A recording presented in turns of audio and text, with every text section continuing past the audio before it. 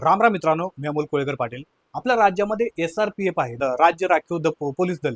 या दलातील जे कर्मचारी आहेत, आपले पोलीस बांधव आहेत, हे सध्या मुंबईमध्ये जरी त्यांचं कार्यालय असलं तरी राहायला ते कल्याण डोंबिवली असेल, अंबरनाथ असेल, टिटवाळा असेल किंवा डहाणू, वसई विरार इतक्या दुरून त्यांना मुंबईला रोज यावं लागतं. आणि याचं एकमेव कारण असं आहे की या सगळ्या कर्मचाऱ्यांसाठी राज्य शासनाने त्यांना निवासस्थानं देखील बांधून देण्याचं ठरवलं होतं. त्यांचं निवासस्थानाच्या बिल्डिंग पूर्णपणे तयार झालेले आहेत गोरेगाव या ठिकाणी. परंतु अद्यापपर्यंत अजूनपर्यंत या निवासस्थानांची अलॉट हे कर्मचाऱ्यांना दिलं गेलं नाही.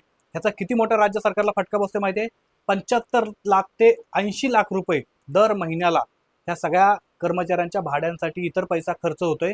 जर राज्य राखीव दलातील या सगळ्या कर्मचाऱ्यांना जी निवासस्थानं बांधून दिलेली आहेत ही जर अलॉट केली, त्यांना जर दिली, तर राज्याचे 75 लाख ते 80 लाख रुपये दर महिन्याच्या हिशोबाने हे पैसे वाचतील.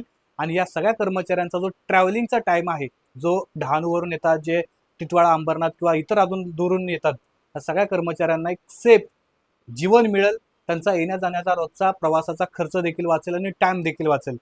राज्य सरकार या कर्मचाऱ्यांना ही घरं का देत नाही याचं कारण अजूनपर्यंत समोर आलं नाहीये. परंतु त्यांच्या सांगण्यानुसार या पूर्णपणे बिल्डिंग तयार झालेले आहेत आणि निवासस्थानं अलॉट करण्याच्या स्थितीमध्ये आहेत. तुमचं म्हणणं काय ते नक्की कमेंट करून सांगा की अशा प्रकारच्या प्रकल्पांना का इतकं सरकार डिले करते किंवा तयार झाल्यानंतर देखील कुणाची वाट बघते किंवा कुठल्या नेत्याची ह्या सगळ्या गोष्टींना उद्घाटन करण्याची वाट बघते. तुम्हाला काय वाटतं? तुमचं म्हणणं काय ते कमेंट करून नक्की सांगा.